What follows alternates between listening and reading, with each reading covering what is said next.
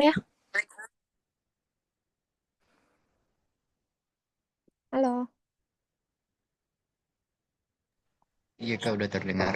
Oke.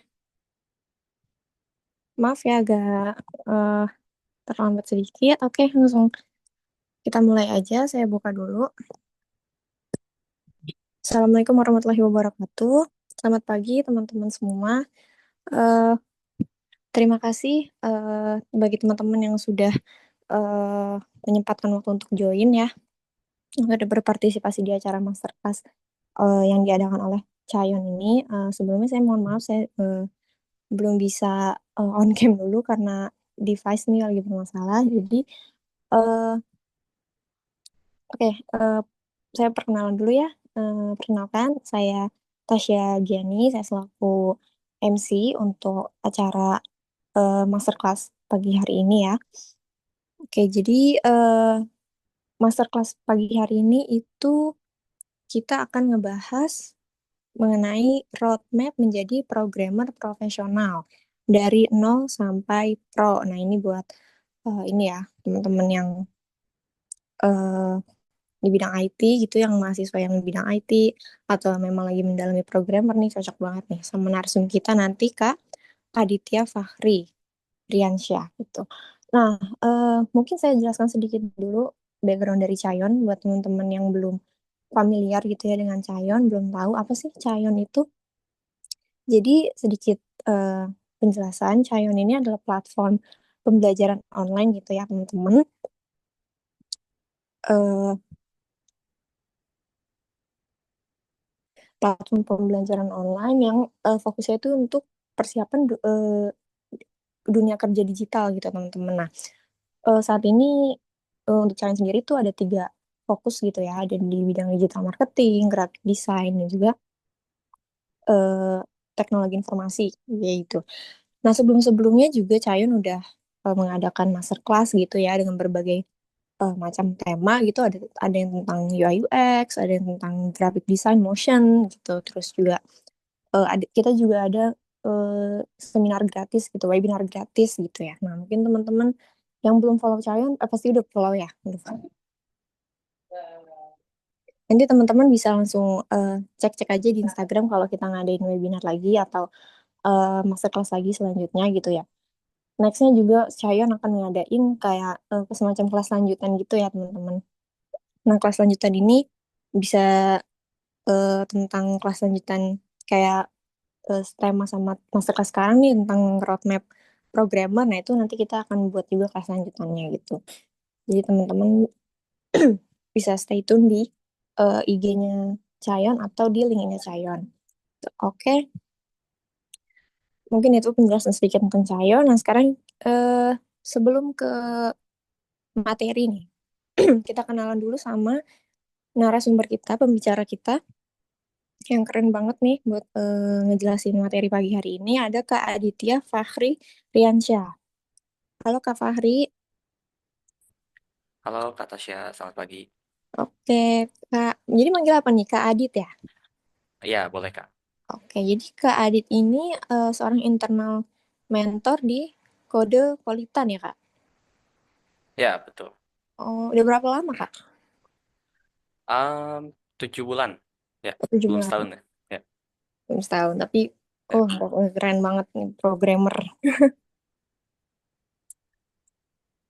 Oke, jadi Kak Fahri gimana udah siap untuk memaparkan materi? Siap, udah siap banget nih. Oke deh. Oke, teman-teman pasti udah siap juga. Oke, tanpa berlama-lama, Kak Adit bisa langsung menjelaskan materi pada Kak Adit. Waktu dan tempat dipersilahkan. Baik, terima kasih Kak Tasya buat openingnya ya. Nah, oke, aku coba share screen dulu. Sip, sudah terlihat ya. Oke. Assalamualaikum warahmatullahi wabarakatuh. Selamat pagi teman-teman semuanya.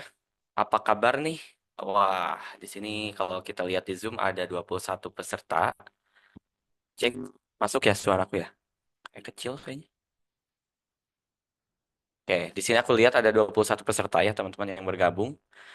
Terima kasih di hari Sabtu pagi gini gitu ya, di hari weekend mungkin teman-teman bisa memilih untuk rebahan, teman-teman bisa memilih untuk liburan, mungkin ya keluar rumah, main.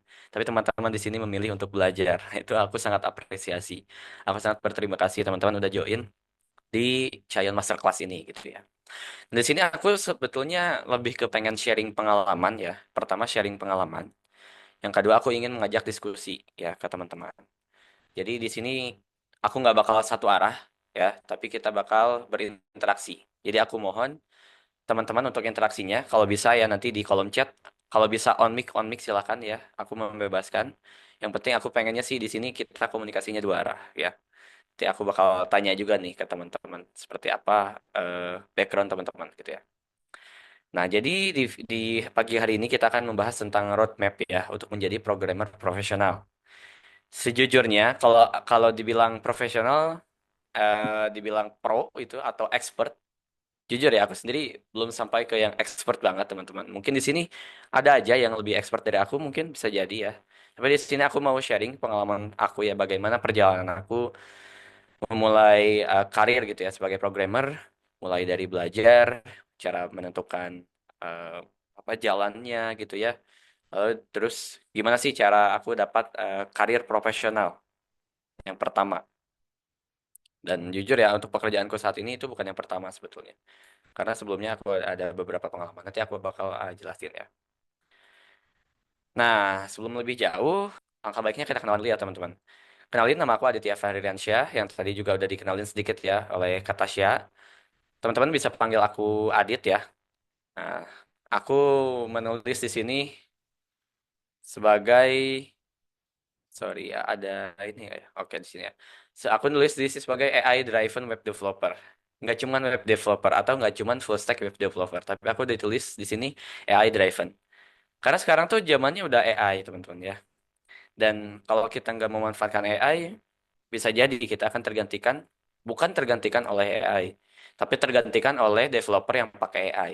Jadi di sini aku coba menyesuaikan diri, beradaptasi dengan berbagai perkembangan yang ada gitu. Jadi sekarang ngodingnya aku ditemani sama AI gitu. Ketika aku membuat aplikasi, membuat suatu sistem, pasti aku akan meminta bantuan kepada AI gitu. Dan itu harus menurut aku ya. Nanti aku bakal jelasin juga di belakang. Nah, di sini aku bekerja sebagai internal mentor di Codepolitan. Mungkin di sini teman-teman ada yang pernah mendengar ya. Harusnya, harusnya ada yang pernah mendengar atau mungkin pernah belajar itu gitu ya di platform Codepolitan, sebuah platform belajar coding gitu ya, teman-teman belajar coding online, online course. Di sana aku sebagai mentor gitu. Jadi nanti kalau teman-teman belajar di Codepolitan, bisa ketemu bareng aku juga nanti ada Zoom-nya mingguan gitu ya. Dan juga ada video video recordingnya. Nah, di sini aku juga sebagai tech content creator ya di Instagram @aditya_fahri, di TikTok juga ada tapi jarang upload ya. Terus di LinkedIn juga kalau teman-teman seneng gitu ya lihat konten-konten aku silakan di follow ya. Karena aku di sana bakal sering banget untuk sharing tentang web development, tentang AI dan tentang teknologi secara umum. Nah, di sini aku alumni Universitas Widyatama, teman-teman. Mungkin di sini ada juga yang sama dari Widyatama juga di Bandung ya. S1 Teknik Informatika. Dan aku juga aktif sebagai GDG Bandung Volunteer dan ex-GDSC Lead di 2023-2024. GDG Bandung ini komunitas ya teman-teman ya dari Google, namanya Google Developer Group gitu ya. Nah ini basisnya ada di Bandung gitu. Ya teman-teman kalau mau connect-connect silakan ya. Username aku semuanya sama Aditya Fahri ya, double I ya, I-nya dua teman-teman. Oke, next. Nah di sini ada beberapa poin-poin yang akan aku share ya kepada teman-teman. Di sini sebelum kita jelasin sesuai judul ya, roadmap menjadi programmer profesional. Di sini aku mau ngebahas dulu nih, kenapa programmer gitu? Kenapa harus jadi programmer? Di antara banyaknya profesi yang lain, kenapa programmer gitu? Nah, di sini aku mau ngasih tahu dulu, apa sih enaknya gitu ya? Aku mau ngejelasinnya enak-enaknya aja dulu ya. Aku nggak bakal ngejelasin nggak enaknya jadi programmer karena nanti bakal bakal bikin temen mikir dua kali gitu untuk jadi programmer. Makanya aku bakal ngejelasin enak-enaknya jadi programmer ya. Tuh, di sini aku bakal bakal ngejelasin nggak enaknya. Lalu setelah itu kita akan membahas tentang fondasi kuat. Jadi sebelum teman-teman belajar Pemrograman di sini teman-teman harus menguatkan dulu fondasi. Ya, di sini ada sorry. Nah, di sini ada mindset dan skill dasar yang wajib dikuasai. Jadi pondasinya itu ada dua ya, ada mindset, ada skill dasar. Mindset ini yang paling penting. Nanti kita akan jelaskan lebih lanjut. Lalu di sini ada jalan ninja nih ya. Kalau kata Naruto, ini adalah jalan ninjaku gitu kan. Nah, di sini kita akan memilih jalur ya, karena programmer itu banyak ya, banyak jalurnya. Nggak cuma satu, nggak cuma tok jadi programmer. Kalau jadi programmer doang, kayaknya nanti jadi generalis dan bingung nanti arahnya mau kemana gitu. Nah, di sini kita harus memilih satu jalur gitu, satu atau dua lah ya.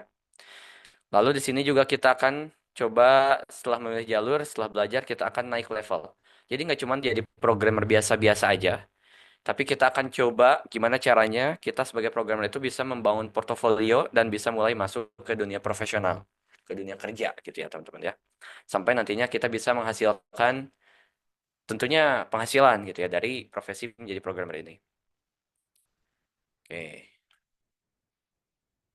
Nah, sebelum aku jelasin ini, aku bakal jelasin ini, tapi sebelum jelasin ini, aku mau tanya dulu nih teman-teman, di sini latar belakangnya apakah anak IT itu maksudnya yang kuliah di RPL atau bukan nih? Coba tulis di kolom chat dong. Boleh. Apakah teman-teman ini dari jurusan IT? Oke, IT ya. Ada yang bukan mungkin? Oke, mantap. Jadi nanti mungkin aku bahasanya bisa disederhanakan gitu. Kalau misalnya di sini teman-teman ada yang bukan IT juga, karena kalau misalnya nanti ada bahasa yang terlalu teknis, mungkin agak sulit dimengerti gitu ya. Kalau misalnya teman-teman bukan yang dari IT. Oke, Hadi Ramadhani, sistem informasi, sip. Sama lah ya, masuk ke IT juga lah ya. Mungkin di sini ada yang bukan dari IT, boleh komen ya. Ada yang bukan? Apakah semuanya IT mungkin? Oke, nggak ada lagi yang mau share. Kayak aku menganggap teman-teman semuanya IT berarti ya, kalau pada diem ya. Oke, berarti semuanya IT nih di sini ya. Jadi aku enak nih ngomong-ngomong kalau bahasa teknis ya. Jadi aku bakal menyesuaikan dengan gaya bahasa IT. Nah, oke. Kenapa sih jadi programmer? Kenapa nggak jadi desainer? Kenapa nggak jadi akuntan gitu ya mungkin? Kenapa nggak jadi petani aja sih gitu? Kenapa nggak jadi yang lain-lain lah, arsitek gitu dan lain sebagainya. Nah, ini aku beberapa alasan yang selama ini aku rasain gitu ya teman-teman. Dan yang selama ini aku pelajari juga. Setelah aku baca-baca, aku riset gitu. Yang pertama, tentu ini permintaannya tinggi. Kebutuhan programmer itu tetap tinggi ya teman-teman. Terus meningkat meskipun di era gempuran AI. Meskipun sekarang kan banyak tuh ya kayak AI, ABCDFG. Tapi tetap programmer itu masih dibutuhkan. Kalau nggak percaya, silakan lihat aja ke LinkedIn ya. Ke LinkedIn atau ke Glints gitu ya, ke portal cari kerja gitu, ke Jobstreet. Coba cari kata kuncinya programmer. Itu masih banyak banget teman-teman yang ngebutuhin programmer gitu. Jadi jangan takut kalau misalnya teman-teman pengen nih belajar jadi programmer gitu ya. Tapi mikir ulang karena takut nggak punya kerja, takut digantikan oleh AI. Nah itu yuk, sebetulnya nggak usah takut karena sekarang tuh permintaannya masih masih tinggi, masih relevan untuk menjadi programmer. Meskipun di era gempuran AI. Nah, yang kedua ini gajinya menarik gitu. Ya, meskipun kalau misalnya kalau kita ngomongin gaji, ngomongin penghasilan antara Indonesia dan luar gitu ya, atau Singapura lah, gak usah jauh-jauh ya negara tetangga. Kita ngebandingin gaji programmer Indonesia dan programmer Singapura mungkin beda gitu ya, agak beda. Tapi kalau kita ngomongin gaji programmer misalnya dengan gaji profesi yang lain gitu ya, yang setara, kita tuh bisa dapat potensi penghasilan yang lebih besar dan juga berbagai bonus gitu. Salah satunya adalah kita bisa kerja remote, kita bisa kerja di luar negeri. Mungkin di sini ada profesi apa misalnya ya, eh, misalnya atau menjadi profesi orang kantoran gitu ya, akuntansi misalnya. Bisa aja dia potensi penghasilan besar, tapi kan dia mungkin harus merangkak dulu nih, apa namanya jabatannya. Kalau kita kerja kantoran misalnya, ya kita harus merangkap jabatannya dari jabatan bawah, tiap tahun naik, naik, naik, naik gitu ya. Nah, tapi kalau jadi programmer, kita tuh nggak perlu jabatan seperti itu. Kita udah bisa dapat penghasilan besar, kita bisa kerja remote dari luar negeri. Atau kalau misalnya skill kita udah jago gitu ya, udah banyak, udah pengalamannya banyak, udah sering bikin project, kita tuh bisa langsung naik gitu penghasilannya berkali-kali lipat. Gitu. Jadi programmer ini gajinya masih tinggi. Bahkan untuk di Indonesia pun menurutku masih tinggi. Gitu. Dan standarnya, baiknya itu menurut aku ya, kalau emang kerjaannya tuh programmer yang emang langsung bikin aplikasi, bikin sistem, fresh graduate itu seharusnya ya, idealnya itu digajinya sekitar 8 juta. Kalau menurut aku. Dan aku pun lihat ya di rata-rata website gitu, beberapa survei itu rata-rata gaji 8 juta ke atas. Idealnya. Tapi ya mungkin karena kita masih hidup di Indonesia ya teman-teman, ada beberapa perusahaan yang mungkin gak berani untuk ngasih gaji segitu untuk fresh graduate biasanya. Nah yang ketiga di sini fleksibilitas kerja. Enaknya di programmer itu fleksibel teman-teman. Kita bisa kerja remote. Kita misalnya kerja di kosan, kerja di rumah gitu. Kita tuh bisa nggak harus ke kantor tiap hari. Aku pun sekarang kerja di Kodepolitan, nggak ke kantor tiap hari. Ada beberapa hari untuk WFH gitu. Atau bahasanya WFA, Work from Anywhere. Kita bisa kerja di mana aja. Yang penting asal ada laptop dan internet gitu ya. Dan juga di sini kita bisa jadi freelance. Freelance kita nggak terikat oleh perusahaan manapun, tapi kita bisa bekerja di perusahaan manapun enaknya. Misalnya, sebut aja perusahaan besar ya. Kita freelance project, misalnya ada nih dari Gojek, dari Traveloka, bisa aja. Kalau misalnya mereka membutuhkan freelance gitu. Gitu ya. Oh sorry, ini aku nulis remote-nya 2 kali ya, sorry. Nah yang terakhir, kita bisa berinovasi. Kalau tadi kan kita ngomongin kerja, kerja, ini 3 poin ini berkaitan dengan kerja ya. Tapi yang terakhir ini kita berkaitan dengan inovasi. Kalaupun kita menjadikan programmer ini sebagai hobi, bukan sebagai profesi, ya kita bisa berinovasi, kita bisa menciptakan teknologi untuk mempermudah hidup manusia, gitu. Atau kita bisa bikin produk sendiri. Kalau misalnya nih, wah ngelamar kerja kayaknya kurang realistis karena permintaannya tuh ribet gitu ya misalnya. Atau seleksinya ribet gitu di tempat kerjanya. Harus bikin CV lah, harus bikin portofolio lah, harus bla bla bla bla bla bla. Ya udah kita bikin inovasi sendiri aja nih. Kita punya ide, wah kayaknya seru nih bikin ABCD. Ya udah kita bikin aja teknologi sendiri. Nah, itu kita bisa jual, kita bisa bikin startup sendiri. Enaknya jadi programmer tuh gitu. Kita punya ide, kita tuangkan ide tersebut jadi teknologi dan kita bisa jual ke masyarakat untuk mempermudah hidup gitu ya. Contohnya aja Gojek gitu. Gojek itu kan berawal dari ide. Oh, idenya nih orang-orang kayaknya susah deh nyari ojek gitu ya. Kayaknya susah deh harus nyamperin pangkalan ojek gitu. Ya udah kenapa kita nggak bikin teknologi yang bisa manggil tukang ojek gitu. Kasarnya ya seperti itu. Ya udah terciptalah Gojek. Nah, itu salah satu inovasi yang mempermudah hidup manusia, teman-teman ya. Jadi itu alasan kenapa jadi programmer. Dan ini pun ya termasuk alasan aku sendiri sebetulnya. Kenapa aku memilih jadi programmer gitu. Karena aku tuh pengen ini ya teman-teman, pengen bisa kerja remote. Nggak tiap hari ngantor gitu ya. Nah, tapi apa sih sebetulnya yang pertama kali harus kita lakukan gitu? Kalau kita ingin jadi programmer. Aku pengen nanya nih ke teman-teman. Kira-kira apa sih yang harus dilakukan menurut teman-teman ya? Gimana coba? Ada yang tahu mungkin? Sebelum aku lanjut, boleh tulis kolom chat ya. Kira-kira nih menurut teman-teman, kepikiran nih tiba-tiba, oh aku pengen jadi programmer nih. Teman-teman tuh ngapain sih gitu? Ngoding Kak. Oh salah reply ya. Ngoding. Ya betul ngoding. Programmer ya pasti ngoding gitu ya. Ada lagi yang pertama kali dilakukan? Boleh interaksinya teman-teman memahami dasar pemrograman. Oke, betul. Ada lagi? Aku kasih clue nih, kasih clue. Ibaratnya teman-teman tuh pengen jadi programmer itu teman-teman mau bikin rumah. Coba bayangkan ketika teman-teman ingin jadi programmer, teman-teman itu ingin bikin rumah gitu. Yang pertama kali dilakukan apa? Yang ingin membangun rumah ya, membangun rumah. Yang pertama kali dilakukan apa? Yang mungkin tadi betul ya, ngoding, mindset betul. Nah, ada yang betul nih jawabannya dari Tristan ya. Fondasi. Betul ya, teman-teman ya. Jadi jangan teman-teman tuh jangan langsung ngoding ketika kepikiran tiba-tiba atau ngelihat orang lain programmer gitu. Ah, aku juga pengen jadi programmer nih. Langsunglah teman-teman ngoding. Langsunglah teman-teman cari course. Langsung nonton tutorial, ikut workshop dan seterusnya dan seterusnya dan seterusnya. Padahal ada yang terlewat tuh. Dari situ tuh ada yang terlewat. Bukan langsung ngoding. Karena biasanya ya bisa aja sebetulnya kalau teman-teman pengen jadi programmer langsung langsung ngoding, langsung belajar ngoding gitu ya, langsung ikut course, nonton tutorial bisa aja sebetulnya. Tapi biasanya kalau teman-teman langsung seperti itu, biasanya nggak tahan lama.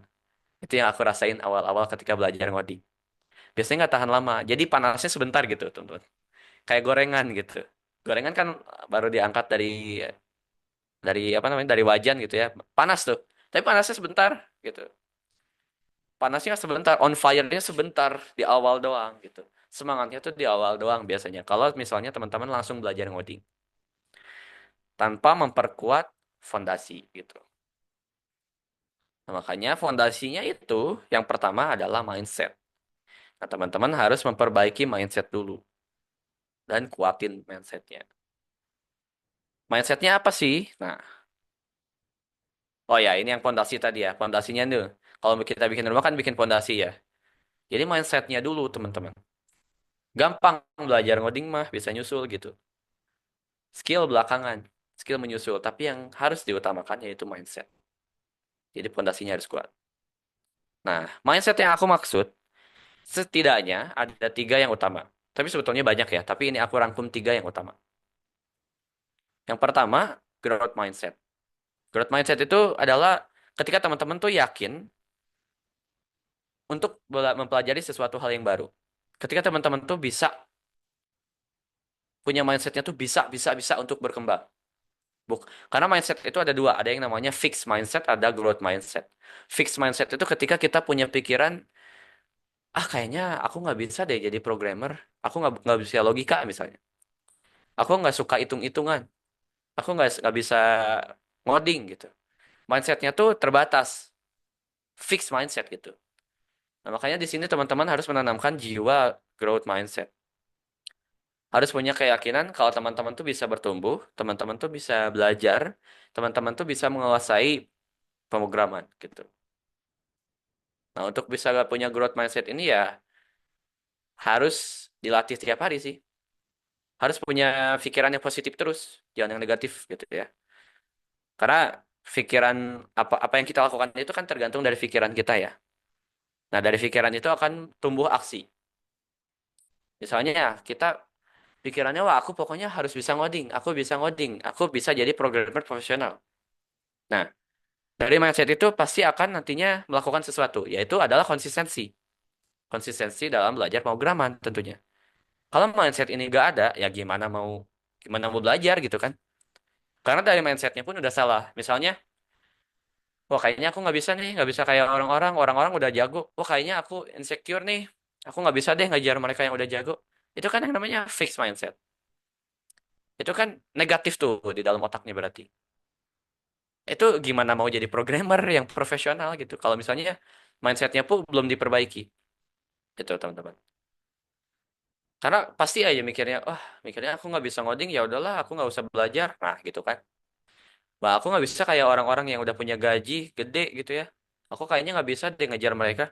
Nah, itu ya udah, selamanya akan kayak gitu kalau kita misalnya punya mindset seperti itu, gitu.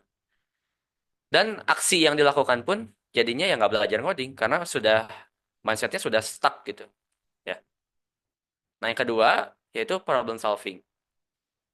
Ngoding itu tentang nyari solusi, teman-teman. Jadi programmer itu berarti kita jadi problem solver. Kita memecahkan suatu masalah. Bukan sekedar ikutin tutorial doang. Kalau ngikutin tutorial mah istilahnya ya kasarnya anak TK juga bisa gitu. Cuman ngejiplak doang gitu ya. Cuman ngejiplak apa yang ada di tutorial. Cuman ngejiplak apa yang diajarin. Kasarnya sih anak TK, anak SD juga bisa gitu. Tapi programmer itu lebih dari itu. Programmer itu harus memecahkan masalah. Programmer harus nyari solusi. Kira-kira apa nih masalah yang dihadapi di lingkungan sekitar? Apa yang bisa diselesaikan oleh programmer dengan teknologi gitu. Jadi mindset harus punya mindset seperti itu. Kira-kira apa ya yang bisa mempermudah hidup manusia dengan teknologi? Nah, itu tuh cari akar masalahnya, cari solusinya gitu. Aku ada pengalaman ketika membuat aplikasi pencatatan siswa telat dulu ya ketika di SMK. Masalahnya itu datang dari ketika ada siswa telat dan ada petugas yang nyatet tuh siswa telatnya itu di kertas. Misalnya si A telat 10 menit, si B telat 2 menit gitu ya. Terus ditulislah hukumannya apa? Hukumannya nyapu halaman, hukumannya misalnya bersihin WC misalnya ya. Itu kan ribet banget ya nulis di kertas kayak gitu. Terus kan kalau kertas bisa aja sobek, bisa aja kelipat, bisa aja kebuang dan lain sebagainya. Makanya di situ, oh kayaknya lebih efektif kita bikin aplikasi deh. Kalau di aplikasi kan mungkin kita tinggal masukin nama, submit, selesai. Nanti kita bisa juga lihat laporannya, siapa yang sering telat, telatnya berapa menit. Nanti kita bisa recap juga masuk ke laporan siswa gitu, ke raport. Nah itu dari mindset, itu dari problem solving bisa menghasilkan sebuah solusi yang berguna untuk manusia gitu ya. Jadi teman-teman harus punya mindset problem solving ini. Nah yang terakhir, ya sabar gitu. Belajar ngoding itu harus sabar dan tekun. Nggak bisa kita pengen pengen jago ngoding dalam 1 hari, nggak bisa gitu ya.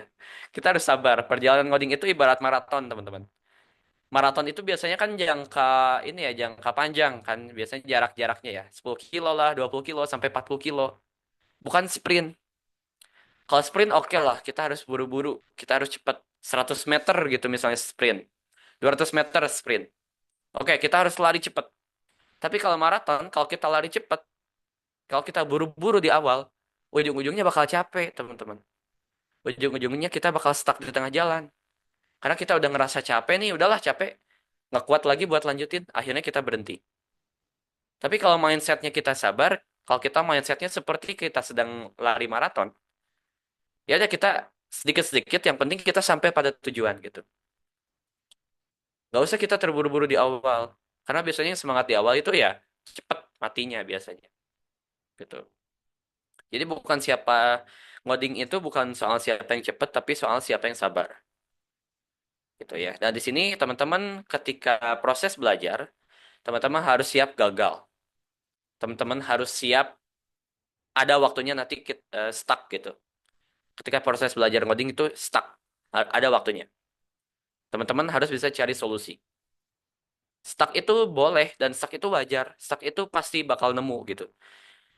Tapi kalau teman-teman udah punya mindset sabar dan tekun, ya teman-teman gak bakal nyerah. Teman-teman bakal langsung melanjutkan perjalanan lagi ketika udah istirahat gitu. Karena tanpa mental-mental seperti ini, tanpa mental yang kuat, ya teman-teman bakal kayak gorengan tadi, yang panas di awal doang gitu. Panas di awal, tapi kesananya ya udah langsung dingin gitu ya. Jadi teman-teman, aku harap sih bisa menanamkan mindset ini ya sebelum teman-teman memutuskan untuk belajar coding. 3 aja dulu ini. Sebetulnya banyak ya. Aku belajar banyak mindset-mindsetnya, tapi tanamkan 3 ini dulu. Growth mindset, problem solving, dan sabar. Nanti aku bakal jelasin juga nih soft skill di belakang ya. Banyak banget soft skill yang bakal aku jelasin. Tadi misalnya fondasinya udah kuat nih. Udah punya mindset yang kuat ya. Oke Kak, aku udah punya nih fondasi yang kuat. Mindsetnya udah terbentuk nih. Udah kuat nih. Terus apa? Nah, selanjutnya, teman-teman udah bisa mulai pelajari skill dasar. Skill-skill basic dalam pemrograman atau fundamentalnya. Nah, ini juga harus diperhatikan. Misalnya teman-teman lihat orang lain, wah belajar Laravel nih. Wah, belajar React.js. Wah, belajar A, B, C, D, E, F, G. Yang keren-keren gitu ya. Karena teman-teman misalnya terburu-buru, ya udahlah langsung loncat aja belajar itu. Teknologi yang advance gitu ya. Jangan juga gitu. Teman-teman harus dari langkah pertama yaitu skill dasarnya dulu, fundamentalnya dulu. Karena kalau langsung ke yang advance, mungkin ada beberapa orang yang bisa, tapi menurut aku itu tidak disarankan. Karena nantinya bakal bingung. Karena skill dasarnya aja belum punya gitu. Mau gimana ke skill yang di atasnya gitu. Nah ini setidaknya teman-teman ya, ada satu, dua, empat ya. Empat kategori skill dasar yang teman-teman wajib kuasai kalau teman-teman pengen jadi programmer. Ya. Di sini yang pertama ada logika dan algoritma. Logika dan algoritma ini ada hubungannya dengan yang namanya computational thinking. Jadi berpikir dengan cara komputer bekerja. Mungkin teman-teman harusnya diajarin kalau teman-teman kuliah IT ya, kuliah informatika atau kuliah sistem informasi harusnya diajarin tentang computational thinking. Itu tuh gimana caranya berpikir komputer, gimana cara memecahkan masalah jadi langkah-langkah yang kecil, terus juga gimana cara teman-teman itu menyelesaikan suatu masalah berurutan gitu. Karena kalau teman-teman ngulik komputer, komputer itu bekerja dengan cara berurutan biasanya. Jadi komputer itu bekerja dengan computational thinking. Nah, kita tuh harus punya berpikir secara komputer itu. Namanya computational thinking. Nanti teman-teman bisa pelajari lagi ya, lebih lanjut tentang computational thinking. Karena kalau kita bahas computational thinking itu bisa jadi satu webinar lagi, teman-teman. Itu panjang banget bahasannya. Banyak step-stepnya gitu ya. Nah, kalau mau nih teman-teman bisa pelajari tentang pseudocode. Pseudocode dan flowchart. Ini tuh tentang ngebahas gimana alur sistem, alur aplikasi, atau alur apapun itu bekerja. Algoritma gitu ya. Algoritma kan itu kan alur ya. Bagaimana sesuatu itu bekerja gitu. Misalnya nih teman-teman punya ide, wah kayaknya aku pengen bikin aplikasi untuk pendaftaran mahasiswa baru misalnya ya. Nah itu tuh dibikin flowchartnya. Harusnya sih kalau teman-teman kuliah dipelajari ya flowchart ya. Jadi misalnya siswa mendaftar, siswa membayar, siswa terdaftar secara garis besarnya gitu ya misalnya. Nah itu tuh dibuat runtutan secara berurutan. Itu kan harus pakai logika kan. Kalau misalnya A berarti B gitu. Kalau misalnya B berarti C, itu logika. Jadi teman-teman harus menguatkan logika dan algoritmanya dulu. Lalu setelah itu teman-teman bisa belajar yang namanya struktur data. Ini juga di kuliah kalau aku sendiri dipelajari di awal, di semester satu 2 lah, yang harus dikuatin. Gimana caranya kita memanipulasi data, mengolah data, menyimpan data.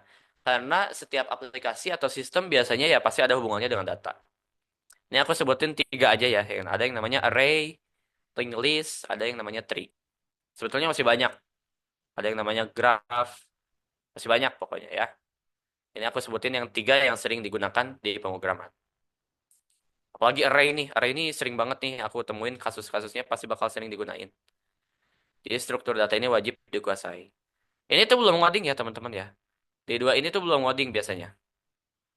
Tapi untuk struktur data mungkin ada lah ngoding-ngodingnya dikit ya. Tapi biasanya itu belum ngoding. Belum sampai ke tahap membuat aplikasi. Karena pasti teman-teman ketika tahap belajar logika dan struktur data, pasti bakal mikir, apa sih ini gitu? Ini tuh buat apa gitu? Pasti bakal mikir kayak gitu. Karena ini tuh emang belum ngoding. Ini untuk teman-teman memperkuat logikanya dulu gitu. Lalu yang ketiga, coba sekarang udah punya struktur data, coba teman-teman belajar pemrograman dasar. Pilih satu bahasa pemrograman dulu. Misalnya Python, JavaScript, Java, PHP, Rust, C++, Kotlin, dan banyak lagi. Coba pilih satu bahasa pemrograman. Pelajari dasar-dasarnya. Kayak misalnya cara penulisannya, sintaks, variabel, tipe data, gitu. Perulangan, kondisional, kayak gitu-gitu. Coba pelajari. Basic-basicnya dulu. Jangan jangan langsung bikin aplikasi, jangan. Pelajari teorinya dulu. Teori tapi langsung praktek gitu. Teman-teman bisa lihat video tutorial, bisa baca artikel, bisa baca modul. Banyak lah. Sekarang yang gratis pun banyak ya sebetulnya untuk belajar ngoding. Pelajari dasarnya dulu. Lalu yang terakhir, yang sering terlewat, dan bahkan aku ketika awal belajar ngoding tuh ini dilewat. Nah itu salah sebetulnya ya. Harusnya tuh ini di awal, ketika belajar ngoding tuh harus belajar ini langsung. Namanya version control. Version control ini yang populer adalah Git ya, dan GitHub sebagai platform untuk menyimpan. repositorinya untuk menyimpan histori dan kolaborasi kode. Jadi kalau secara awamnya teman-teman bayangkan GitHub itu adalah Google Docs. Kalau Google Docs kita kan bisa nyimpan dokumen ya teman-teman ya. Kita bisa di situ nulis, misalnya nulis proposal, nulis modul misalnya. Nah itu bisa kita di Google Docs. Di Google Docs itu kan kita bisa berkolaborasi ya. Yang nulis dokumennya itu bisa banyak orang gitu. Nah bayangkan GitHub itu seperti Google Docs. Tapi di sini itu untuk menyimpan kode. Karena nantinya ke depannya teman-teman nggak ngoding sendirian. Kalau misalnya udah terjun ke dunia profesional. Teman-teman pasti bakal berkolaborasi dengan programmer lain. Bisa aja sih ngoding sendiri gitu. Tapi kalau misalnya teman-teman udah masuk ke dunia kerja, ke perusahaan, biasanya pasti bakal kolaborasi. Jadi teman-teman coba pelajari yang namanya version control, Git, dan GitHub. Ini saran dari aku adalah Git dan GitHub. Teman-teman bisa screenshot juga nih, kalau perlu ya, supaya diingat gitu. Next ya. Nah, misalnya nih, udah oke nih, skill dasarnya udah oke. Terus udah punya mindsetnya, udah punya nih apa basic pemrogramannya. Terus ngapain? Terus ngapain dong? Gitu ya. Nah, tentukan jalur ninja, teman-teman. Ini banyak ya. Ini tuh sebetulnya masih banyak lagi. Ini aku rangkum beberapa aja yang populer. Tapi sebetulnya lebih dari ini. Kalau di breakdown pun satu persatu, banyak lagi posisinya dari setiap poin-poin ini. Yang pertama, nih aku sebut ya, ada front end, ada back end, ada mobile, ada full stack, DevOps. DevOps ini nggak ngoding ya, mostly nggak ngoding biasanya DevOps. Pokoknya yang ngurus server biasanya. Terus ada data scientist atau AI developer, game developer, dan cybersecurity specialist. Kalau dulu waktu aku awal belajar, aku fokus ke front end, teman-teman. Ke front end dev. Jadi belajarnya tuh HTML, CSS, JavaScript, React gitu. Dan ketika di dunia kerja, secara realistisnya banyak yang membutuhkan full stack. Full stack ini kan gabungan FE ya, front end dan back end. Makanya di situ aku ya udahlah belajar juga back end. Tapi di sini kan back endnya ada Node.js, Express, dan juga belajar database juga. Di situ bisa juga pakai PHP. Aku belajar pakai PHP dan pakai Laravel. Dan teman-teman saran aku bisa pelajari dari database itu mulai database yang namanya MySQL. Teman-teman mungkin pernah dengar ya. Coba kuasai satu dulu, kuasai satu bidang. Nah, nanti dari satu bidang yang teman-teman pilih, coba fokus belajar satu jalur itu. Jangan loncat-loncat. Karena kalau teman-teman loncat-loncat, teman-teman akhirnya nanti bakal jadi generalis, bukan jadi spesialis. Ibaratnya gini deh, perusahaan pasti bakal membutuhkan yang spesialis daripada yang generalis. Ketika teman-teman sakit gigi, teman-teman pilih ke dokter umum atau ke dokter gigi. Kalau nanya ke aku bakal jawab dokter gigi. Kenapa? Karena aku sakit gigi. Aku perlu orang yang expert di bidang gigi gitu. Makanya aku datang ke dokter gigi. Itu, teman-teman. Sama seperti perusahaan. Perusahaan nih misalnya butuh front end developer. Tapi misalnya di sini aku sebut aja ya, misalnya kata Tasya deh ya. Misalnya kata Tasya belajar front end, tapi belajar juga mobile, tapi belajar juga game developer nih misalnya. Apakah perusahaan bakal memilih? Bisa jadi. Tapi peluang terpilihnya bakal kalah sama yang orang yang betul-betul fokus di front end. Karena perusahaan butuhnya front end gitu. Perusahaan butuhnya front end. Jadi menurut aku, saran dari aku, teman-teman coba fokusin ke satu bidang dulu. Ke satu jalur dulu. Nanti kalau sekiranya nih udah ngerasa, wah, aku kayaknya udah cukup deh di bidang ini, aku pengen nyoba yang lain. Nah, boleh. Baru teman-teman nyoba bidang yang lain. Nah, pasti karena banyaknya ini, pasti bakalan bingung banget dong teman-teman ya. Pasti bakal bingung. Gimana nih, Kak, cara milihnya?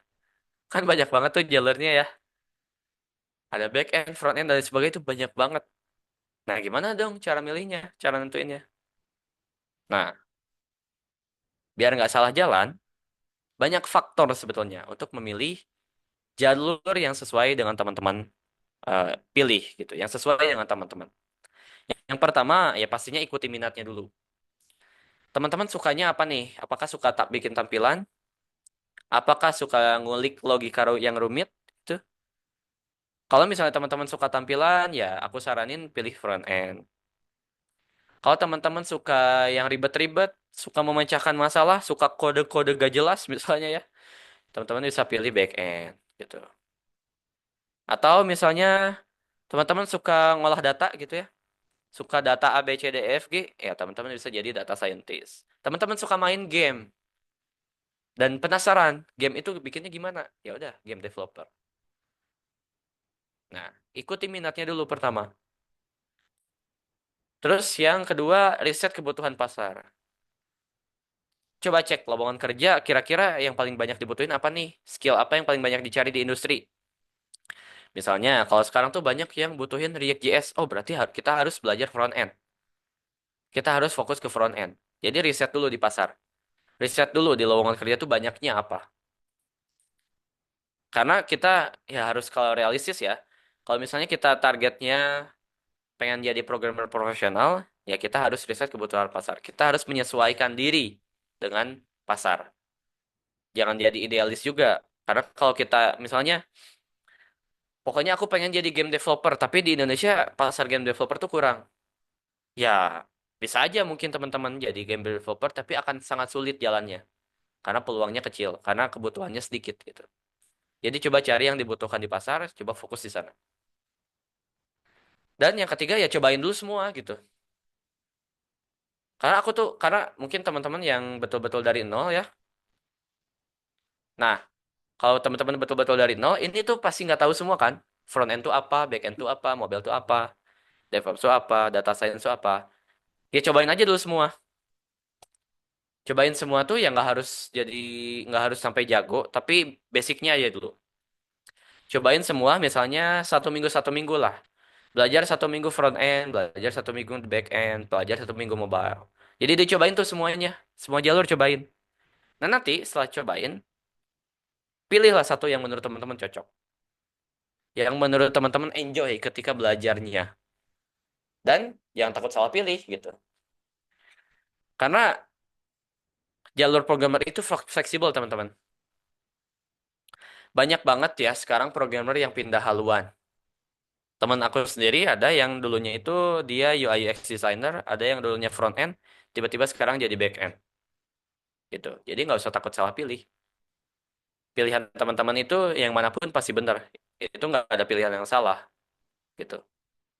Jadi silakan teman-teman. Yang pertama ikuti minat, riset pasar dan cobain semuanya. Aku saranin sih cobain semua gitu ya. Jadi jangan sampai takut salah pilih. Jadi buat tentuin roadmap-nya ya harus dicobain mau nggak mau. Kalau misalnya teman-teman emang belum tahu apapun soal pemrograman. Oke, udah semua nih ya. Mindset udah punya, skill dasar udah punya, udah nentuin learning path nih. Aku bakal ngomongin ke full stack ya misalnya. Misalnya sini aku sendiri udah punya mindset, growth mindset. Aku udah menanamkan sikap sabar. Aku udah punya skill dasar. Aku udah punya logika yang kuat. Aku udah pilih jalurnya yaitu full stack. Oke, udah semua. Sekarang waktunya naik level. Nah, naik level ini artinya kita udah siap untuk memasuki dunia profesional. Bukan cuma sekedar belajar coding, bukan cuma sekedar ngulik-ngulik. Tapi kita udah mulai masuk ke dunia profesional, kita udah mulai masuk ke dunia kerja. Kita udah bisa ngomongin cuan di sini, teman-teman. Yang pertama, yang perlu disiapin tentu adalah CV. Kita perlu punya CV dan portofolio. Nah, di dalam CV itu kita tampilkan skill dan pengalaman kita yang relevan. Lalu yang kedua, aku saranin ya teman-teman punya LinkedIn. LinkedIn ini untuk membangun jaringan profesional dan buat cari lowongan kerja juga. Jadi untuk teman-teman yang belum punya LinkedIn, aku saranin segera bikin dan segera percantik ya LinkedIn-nya ya, dirapihkan karena di situ untuk membangun jaringan profesional kita. Lalu latihan interview, karena biasanya di pekerjaan ya pasti ada langkah interview. Coba teman-teman latihan soal teknis karena di interview itu biasanya ada live coding ya. Silakan teman-teman latihan coding, lalu juga latihan wawancara gitu. Karena kalau misalkan mau masuk di universitas pasti ada wawancara dulu. Dan yang terakhir soft skills. Teman-teman harus pelajari selain hard skills, selain ngoding, teman-teman juga belajar komunikasi, belajar teamwork, dan belajar adaptasi. Ini aku bakal meng-highlight 2 poin, yaitu CV dan portfolio, dan juga soft skill. Di sini kita akan banyak ngebahas ya. Nah, karena kalau misalnya teman-teman udah belajar full stack nih, udah jadi full stack, punya skill yang jago, tapi ya skill aja nggak cukup, teman-teman. Mereka, dalam tanda kutip ya, mereka, perusahaan atau klien kita, itu mau lihat hasil karya teman-teman, bukan cuma daftar skill. Daftar skill doang, oh, kita bisa nulis ya, bisa ngebohong gitu. Tulis aja di LinkedIn. Misalnya bisa HTML, CSS, JavaScript, React.js, Next.js, dan lain-lain. Tapi nggak punya project, nggak punya hasil karya ya buat apa gitu. Coba teman-teman bikin portofolio yang bisa berupa project pribadi. Project pribadi itu sesederhana misalnya aplikasi yang bisa memudahkan untuk teman-teman sendiri. Misalnya, wah aku pengen nabung nih, tapi nggak punya catatan. Coba bisa teman-teman bikin aplikasi untuk menulis uang tabungan misalnya. Atau aplikasi to-do list untuk melis kegiatan-kegiatan apa aja yang harus kita lakukan di hari itu.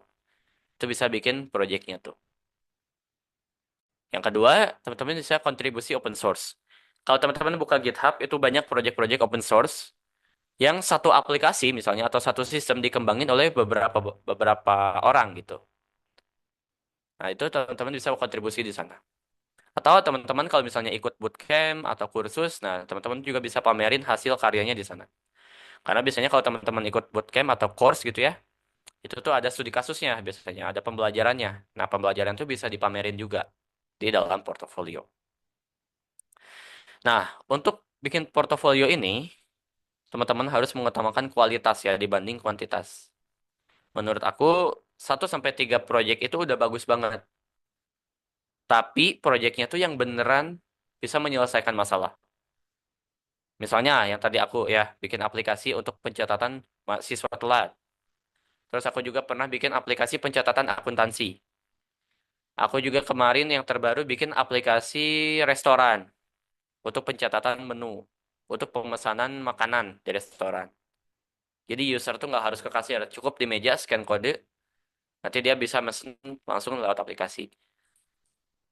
Nah, itu mendingan punya project yang bagus 1 sampai 3 daripada punya 10 project tapi asal-asalan. Asal-asalan di sini maksudnya project yang kecil. Kayak misalnya project yang tadi ya, project pribadi, project to-do list, project kalkulator misalnya, atau project cuman sekedar tampilan doang, atau project-project kecil lainnya lah. Banyak ya. Ya, menurut aku mending 1 sampai 3 project yang gede daripada 10 project kecil. Gitu. Dan ada beberapa tips ya untuk teman-teman bingung nih, kira-kira bikin portofolio apa, bikin project apa.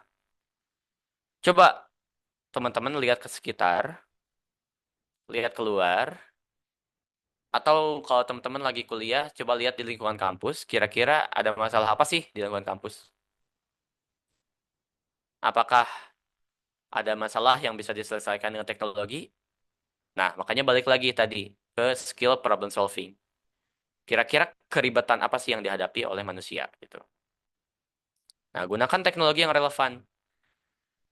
Saran aku, kalau teman-teman mau belajar dan ngembangin portofolio, coba pakai teknologi yang relevan. Teknologi yang sekarang itu banyak dipakai. Kayak misalnya React.js gitu ya, yang tadi aku sebut. Terus juga teman-teman ketika bikin project, itu coba tulis pakai kode yang bersih. Tulisannya tuh bersih, jangan berantakan. Karena biasanya di suatu bahasa pemrograman tuh ada best practice-nya. Coba ikutin standar best practice-nya. Supaya nggak asal-asalan. Kayak minimal nulis variabel lah. Nulis variabel misalnya pakai bahasa Inggris. Misalnya cara nulis kurung kurawalnya di mana, cara nulis kurung sikunya di mana gitu.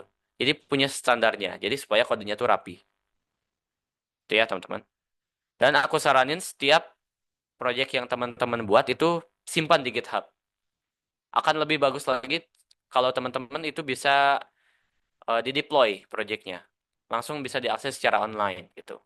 Jadi nggak cuman disimpan di GitHub. Tapi minimal banget itu disimpan di GitHub gitu teman-teman ya. Supaya semua orang tuh bisa lihat project yang teman-teman buat. Tapi, ada tapinya nih. Tapi, skill yang jago atau project yang banyak juga percuma teman-teman.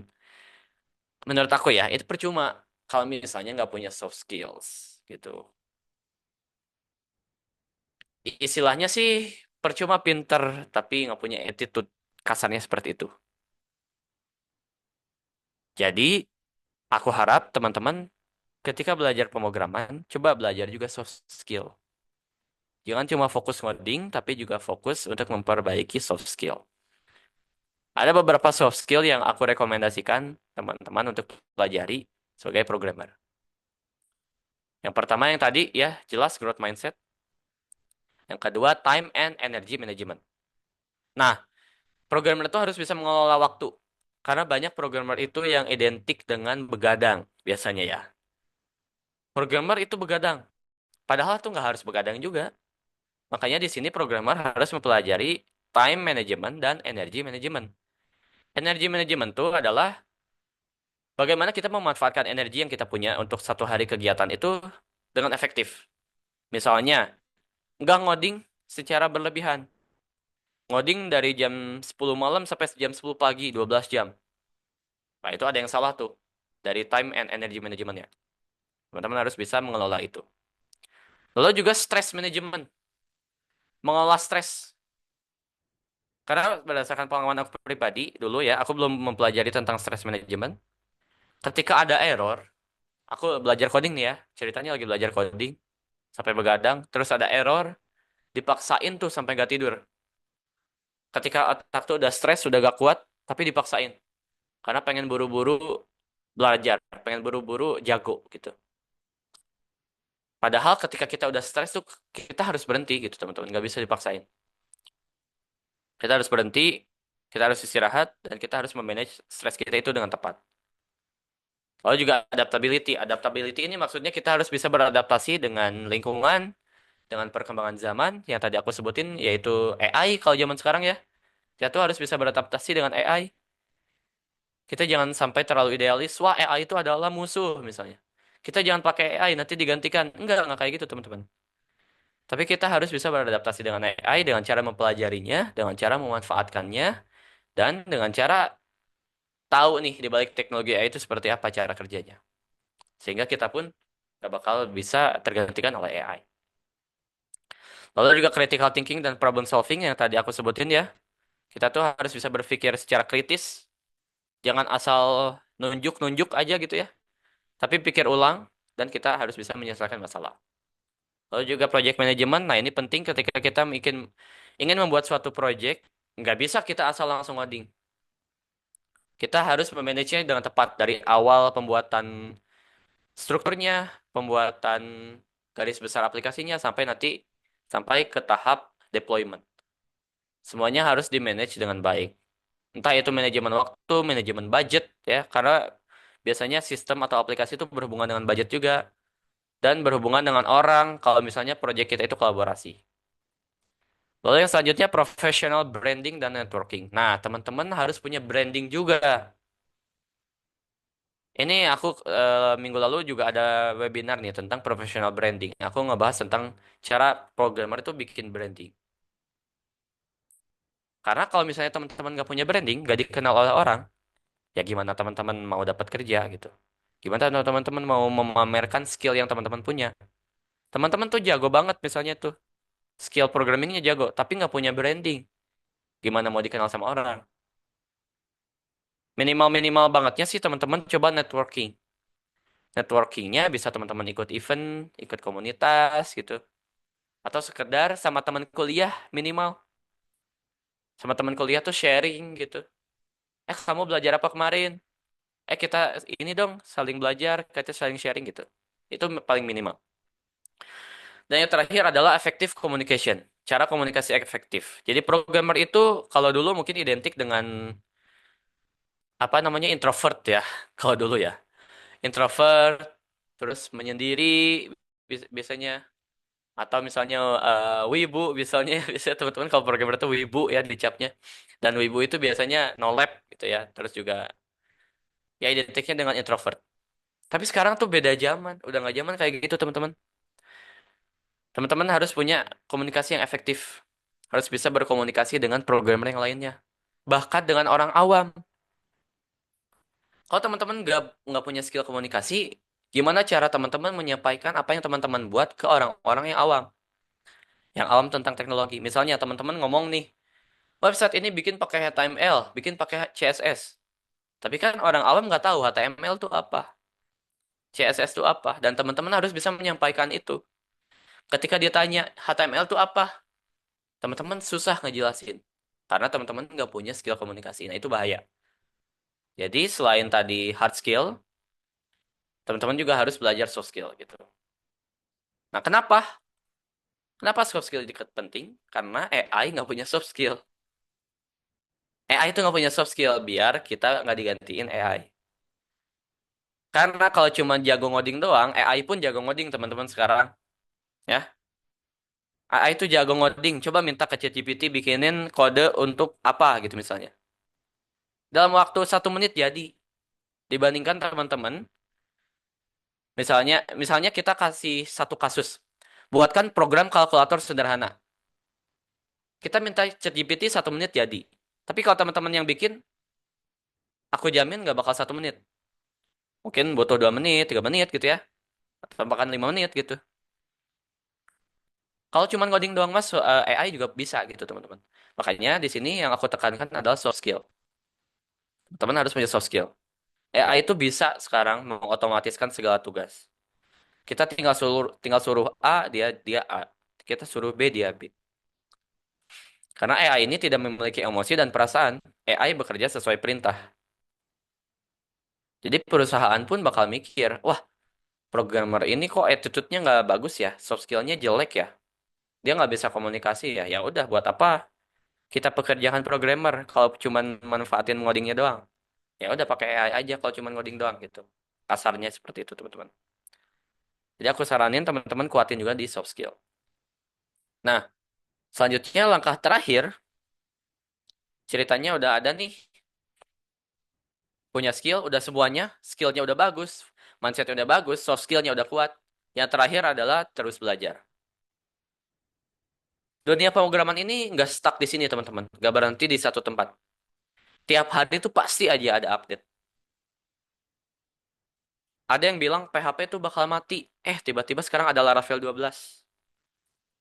Jadi itu nggak mati gitu. Dunia teknologi itu nggak pernah berhenti. Selalu update skill dan pengetahuan.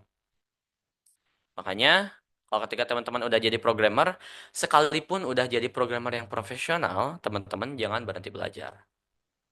Karena bisa jadi yang teman-teman sekarang pelajari 5 tahun ke depan tuh nggak ada artinya teman-teman. Karena aku dulu waktu kuliah, waktu SMK pernah belajar bahasa pemrograman Pascal. Kalau teman-teman pernah dengar. Pascal itu dulunya populer banget teman-teman. Ketika tahun 2000-an awal, Pascal itu bahasa pemrograman yang sangat-sangat populer. Hampir semua perusahaan tuh pakai Pascal. Tapi sekarang kita lihat, emang ada yang pakai Pascal gitu. Gitu teman-teman. Jadi kita harus terus belajar, kita harus adaptasi. Kalau kita nggak update skill, ya kita bakal ketinggalan gitu.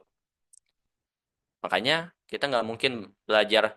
Bisa jadi yang kita pelajari sekarang itu tahun depan aja bisa jadi nggak relevan lagi. Kalau kita ngandelin ilmu yang 1 tahun lalu, bisa jadi sekarang udah nggak cocok gitu. Jadi harus terus belajar. Nah, sebelum aku tutup, aku mau share 2 bonus ya untuk teman-teman. Ada bonus ini mungkin agak di luar topik, tapi masih nyambung lah ya, masih nyambung sedikit-sedikit. Ini adalah bonus aja lah. Bonus dari poin-poin yang tadi aku bahas. Nah, bonusnya adalah teman-teman coba pelajari AI tools ya. Ini teman-teman bisa screenshot ya. Atau nanti aku juga bakal share materinya. Teman-teman coba pelajari AI tools ini. Setidaknya yang aku rekomendasikan ini. Yang pertama AI Coding Assistance. Ini untuk membantu teman-teman ngoding. Membantu ya. Ingat ya, membantu. Bukan menggantikan peran ya. Ini untuk membantu. Tapi tetap skill basicnya teman-teman harus punya dulu. Jangan langsung minta bantuan ke AI, tapi teman-teman harus paham juga konteksnya. Yang pertama ada GitHub Copilot, Codium, ChatGPT, tentunya ya, Claude, dan juga Cursor. Ini teman-teman bisa searching aja nanti ya. Lalu untuk bikin desain, ada Figma AI, ada UX Pilot, dan Dora AI. Lalu juga ada website builder, nih ada yang namanya Bold, ada Lovable, V0, dan Replit. Ini aku rekomendasikan teman-teman pakai Bold dan juga V0. Ini yang aku sering pakai nih. Ini membantu banget ketika kita ada project yang butuh waktu cepat. Kita tinggal minta AI untuk buatin. Tapi ya tetap konteksnya, pemahamannya, logikanya ada di kita. Jadi kita harus tahu dulu logikanya seperti apa, lalu nanti kita bisa minta bantuan ke AI. Teman-teman harus pelajari AI gitu ya sebelum terlambat. Aman ya teman-teman ya sampai sini ya. Ini ada yang terakhir, satu lagi bonus sebelum aku tutup. Nah, buat teman-teman yang tertarik jadi full stack developer, teman-teman aku rekomendasikan untuk belajar di kelas fullstack.id ya.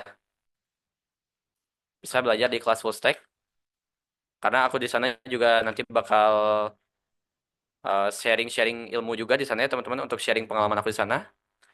Materinya tuh ada ribuan ya teman-teman di kelas full stack. Bisa teman-teman pakai kode Aditya Fahri ya supaya dapetin diskon 65%. Lumayan banget ya, diskonnya gede nih, 65%. Silakan manfaatkan kodenya Aditya Fahri.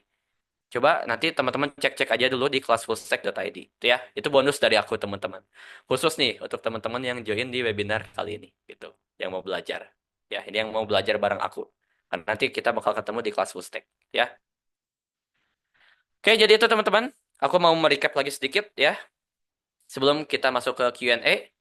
Yang pertama tentu kuatkan fondasi ya. Tadi kata siapa yang betul ya? Tadi ada yang betul yang jawab fondasi. Kata Tristan ya. Kuatkan fondasi, kuatin mindset ya dan skill dasarnya. Jalan ninjanya tentuin pilih satu jalur dulu dan fokus di sana. Lalu juga teman-teman coba naik level dengan cara membangun portofolio dan terus belajar. Aku tekankan sekali lagi, teman-teman ya, belajar ngoding ini bukan maraton. Sorry, belajar ngoding ini maraton ya, bukan sprint.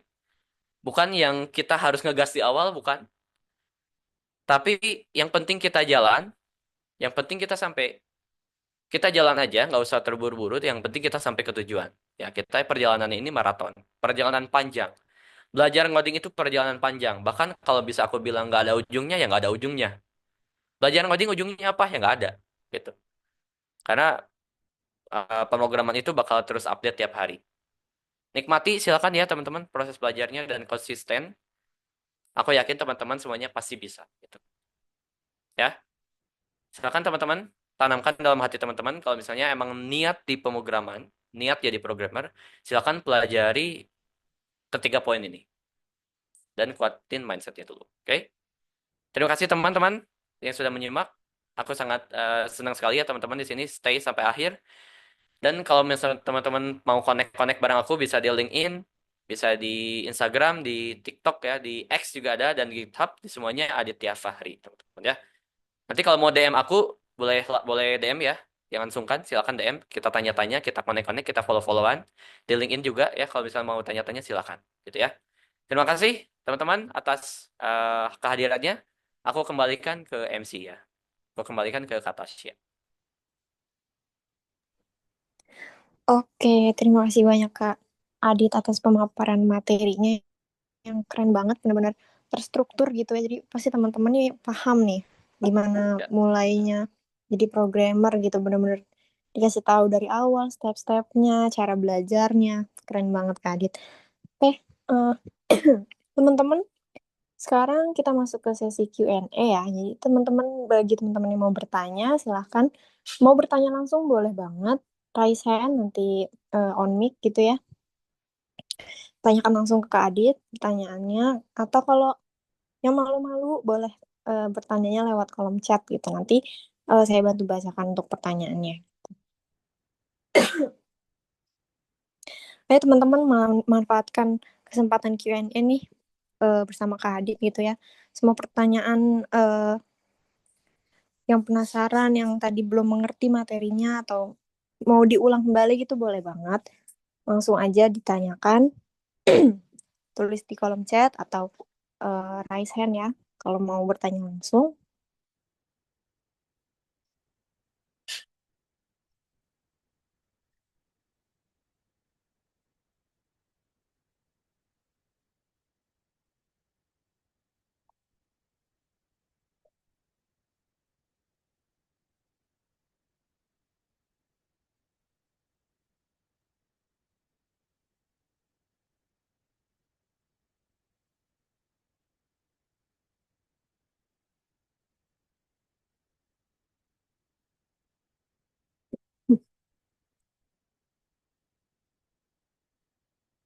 Nah, ini udah muncul satu pertanyaan Kak dari Muhammad Latif Kausar.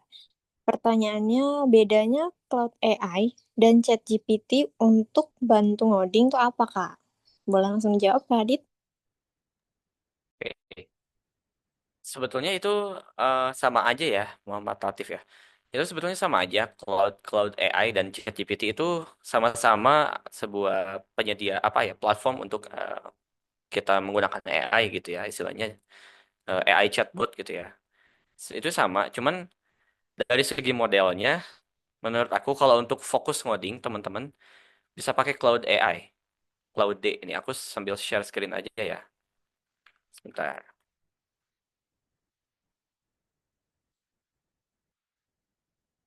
Aku sambil share screen ya. Nah, biasanya responsnya, kalau aku bandingkan antara respons si Cloud AI dan juga si ChatGPT, lebih bagus si Cloud AI. Gitu biasanya. Oh, belum login ya. Ya, inilah ya websitenya ini nih, Cloud D. Ya. Kalau misalnya ChatGPT juga bagus sebetulnya. Cuman aku lebih prefer kalau misalnya untuk terkait pemrograman ya, lebih prefer ini. Sama aja sih itu. Cuman beda nama aja, beda platform lah istilahnya ya. Kayak misalnya Instagram, Twitter gitu kan sama aja sosmed kan gitu, tapi kan beda platform gitu. Itu mungkin ya singkatnya ya. Oke. Gimana? Muhammad Latif, apakah sudah terjawab?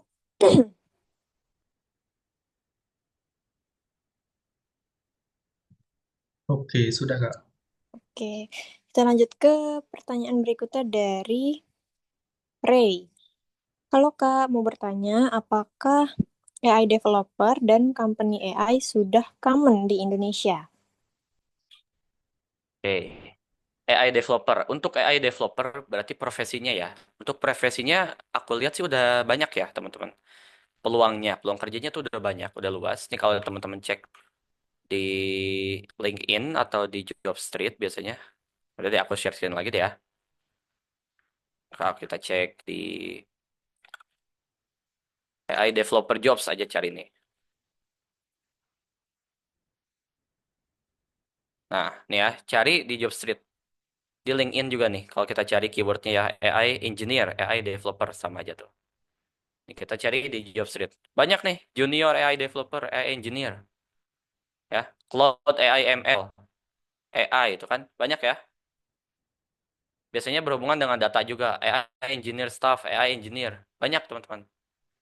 Sekarang tuh udah bukan hal yang aneh sebetulnya ya, untuk jadi AI developer. Tuh, banyak ya. AI senior test engineer, tuh kan.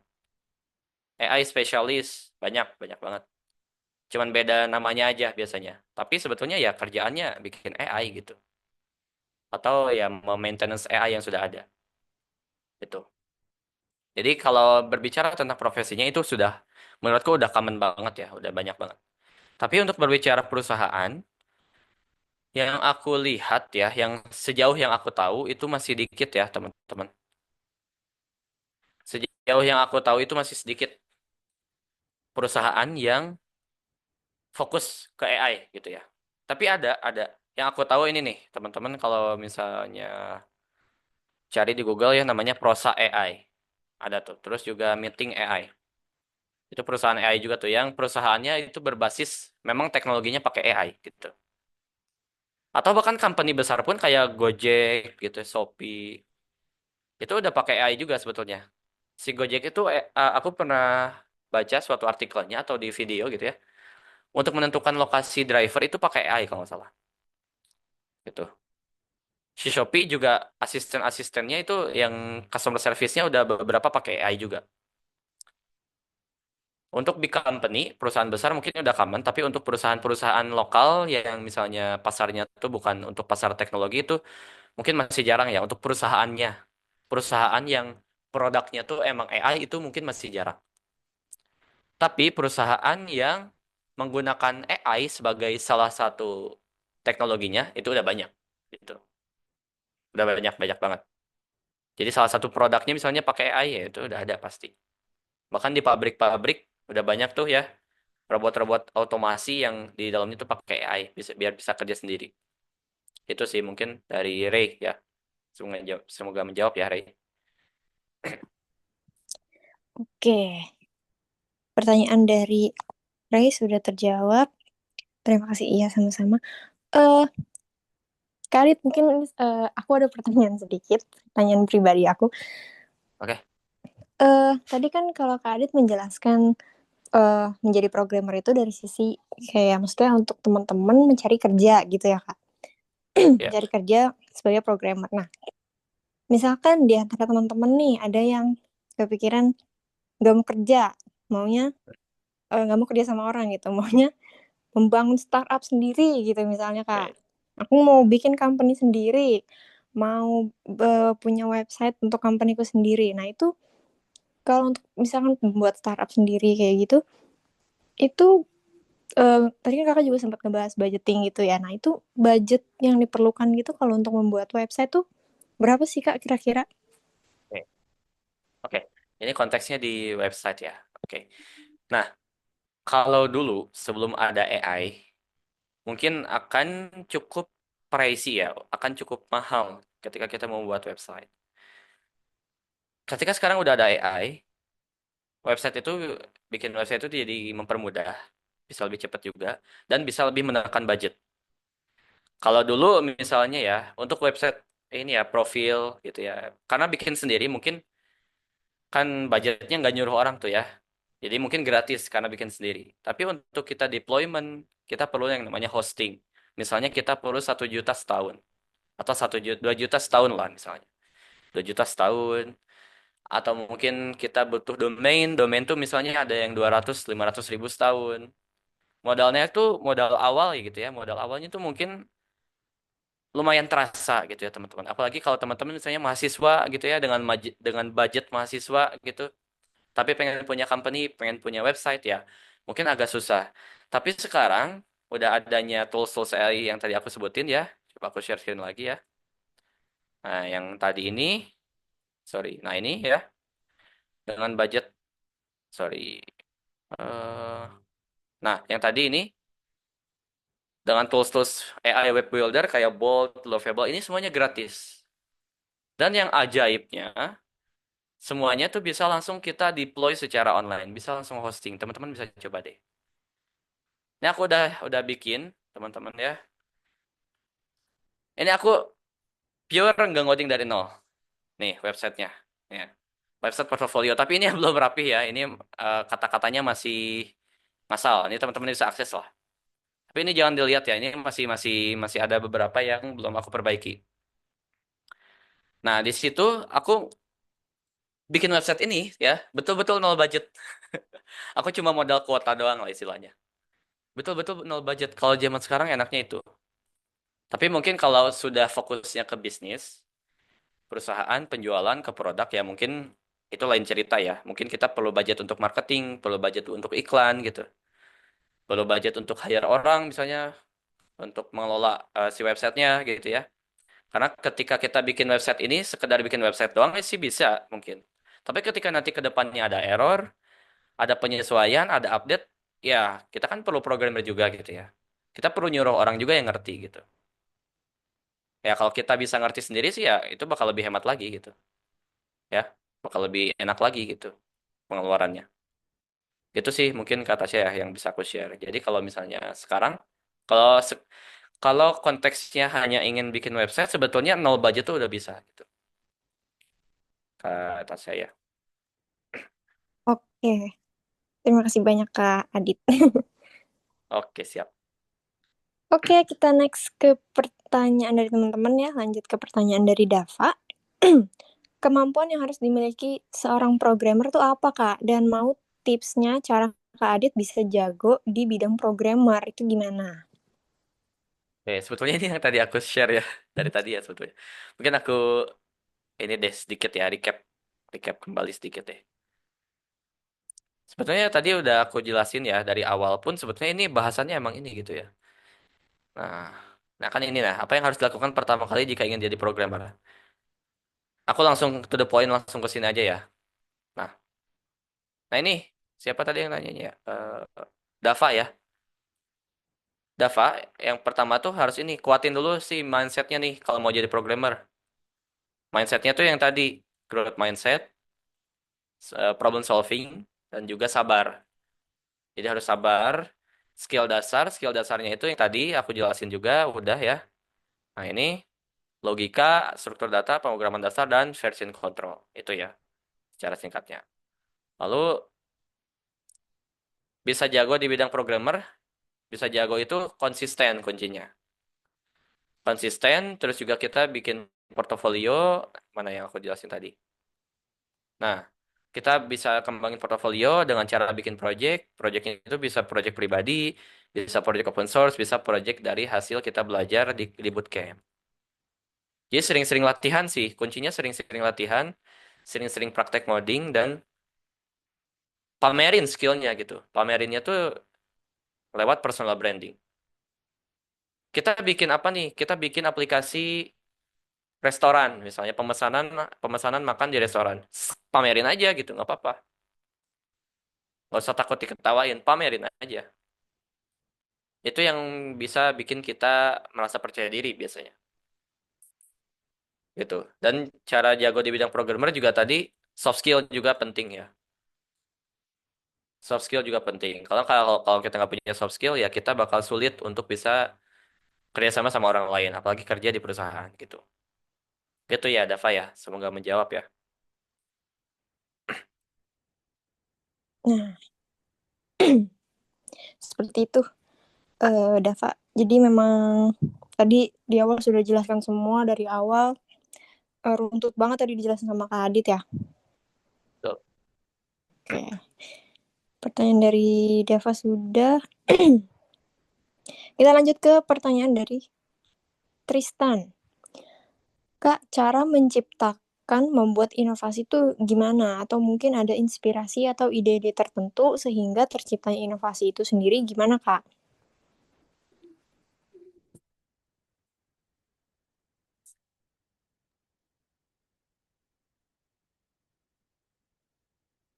Oke, ini menarik sih ya sebetulnya ya. Aku kan dari project ya, ya dari project biasanya sih dari klien. Klien butuhnya apa? Ya udah aku bikin sesuai klien. Tapi kalau misalnya kita pengen bikin project sendiri nih, bikin project mandiri. Nah, yang tadi aku sempet senggol juga sebetulnya ya di ketika tadi materi ya. Gak usah yang jauh-jauh, tapi ke yang ada di sekitar kita aja. Kita misalnya jadi siswa yang tadi kalau studi kasusnya pencatatan siswa telat ya. Inovasinya, oh iya, bisa nih bikin aplikasi nih, biar mempermudah. Nah, itu biasanya gitu. Jadi kita tuh harus peka sama masalah. Contoh lainnya adalah Gojek. Inovasi Gojek itu adalah membuat aplikasi untuk memesan ojek gitu kan. Inovasi datangnya dari mana? Inovasi datangnya dari masalah. Masalah itu dari mana? Masalah dari masyarakat sekitar. Masyarakatnya tuh kayak pengen berpergian, pengen naik ojek. Tapi malas nyamperin tukang ojek pangkalan jauh misalnya. Atau misalnya di rumahnya tuh nggak ada ojek pangkalan gitu. Atau misalnya mau masuk ke gang-gang nih, misalnya kan naik angkot, naik mobil gitu nggak bisa kan? Ya udahlah, kita bikin aplikasi untuk bisa memesan ojek. Masalahnya adalah terkait transportasi berarti atau efisiensi waktu. Nah, makanya Gojek bikinlah aplikasi untuk memesan ojek. Atau bisa juga inovasinya dari ATM, amati, tiru, modifikasi. Ini tuh bukan plagiat ya, beda dengan plagiat. Kalau plagiat kan plek tiplek gitu. Tapi kalau ATM ini eh, apa yang mereka punya kita ubah sedikit. Contohnya itu kasus Snapchat. Tahu gak teman-teman ada aplikasi yang namanya Snapchat? Itu tuh sebetulnya Instagram Story sekarang ya, IG Story itu terinspirasi dari Snapchat, teman-teman. Instagram Story itu kayak Snapchat. Snapchat kan kita bisa bikin foto, video, di-share ke orang dalam bentuk portrait gitu ya, dalam bentuk full screen. Instagram tuh ngikutin si Snapchat dan akhirnya juga sukses. Tapi kan dia nggak dicap sebagai plagiat dari Snapchat. Nah, itu inovasi itu bisa datang dari yang udah ada sebetulnya. Nggak harus dari nol. Atau misalnya teman-teman coba gabung komunitas. Coba ngobrol sama teman-teman yang beda bidang. Nggak, jangan sama programmer terus ngumpulnya. Coba ngumpul sama orang yang bisnis, sama orang yang manajemen, sama orang yang pertanian misalnya. Ngobrol deh di situ. Kira-kira kegiatan lo tuh ngapain aja sih misalnya? Di situ tuh ada apa sih kendalanya ketika ngerjain itu? Nah, itu tuh bisa menciptakan inovasi. Kayak gitu. Lalu juga bisa jadi inovasi itu datang dari tren juga. Misalnya sekarang yang lagi tren apa sih? Yang lagi tren apa namanya? AI gitu ya. Ya udah kita bikin aplikasi pakai AI. Yang lagi tren misalnya ChatGPT itu, ya udah kita coba ChatGPT-nya masukin deh ke website portofolio kita misalnya. Itu bisa. Jadi inovasi itu bisa datang dari mana aja. Bisa dari masalah sehari-hari gitu ya. Bisa dari orang lain yang ngasih feedback. Bisa dari misalnya ketika kita pakai tools, misalnya kita pakai pakai Zoom nih ya. Oh, Zoom ini ribet. Ya udah kita bikin sendiri deh, pengen yang lebih simpel misalnya. Itu bisa misalnya dari hal-hal yang kamu benci juga bisa. Ya misalnya dari yang udah ada terus dikembangin juga bisa gitu. Jadi banyak lah. Kalau aku sendiri biasanya dari lingkungan sekitar dulu deh. Kalau aku sendiri ya, kalau pengalaman aku biasanya dari lingkungan sekitar. Apa sih kira-kira yang jadi masalah di sini? Bisa nggak nih kira-kira dijadiin aplikasi supaya masalah tersebut bisa teratasi gitu. Itu itu sih yang biasanya aku lakukan ya untuk menciptakan inovasi gitu. Tristan ya. Semoga menjawab ya.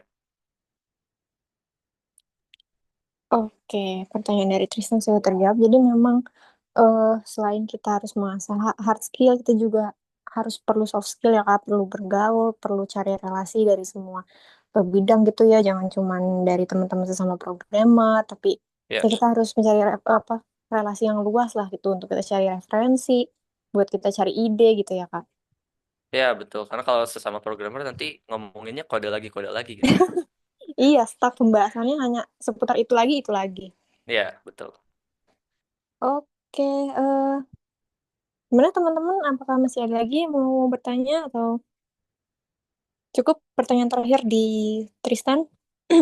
Kayaknya melihat dari waktunya sepertinya sudah cukup ya, Kak. Oke deh. eh itu dia pertanyaan terakhir dari Tristan ya. Mungkin sebelum tutup saya mau ucapkan terima kasih kepada teman-teman yang sudah join masterclass hari ini. Terima kasih juga buat Kak Adit yang sudah mengisi materi luar biasa banget. Benar-benar step-step jadi programmer tuh sudah sangat jelas, terus tools-tools sama tren-tren apa aja yang populer gitu di tahun ini kayak gitu. Dan nah mungkin teman-teman yang eh, masih ada pertanyaan atau misalkan nanti ini pertanyaannya baru muncul mah mau bertanya ke Adit boleh langsung DM ke Adit ya Kak. Ya, boleh banget di DM aja ya ke Instagram. Tadi Nah tiap hari ya. boleh langsung tanya langsung ke Kak Adit, boleh DM, boleh ya pokoknya connect aja ke Kak Adit ya. Boleh bertanya apapun, nanti teman-teman bebas. Kemudian juga jangan lupa buat teman-teman follow IG Cayon, LinkedIn Cayon, nanti akan ada masterclass-masterclass selanjutnya, acara-acara kita selanjutnya yang gak kalah menarik. Mungkin dari Kak Adit ada eh, yang ingin disampaikan sedikit untuk penutup?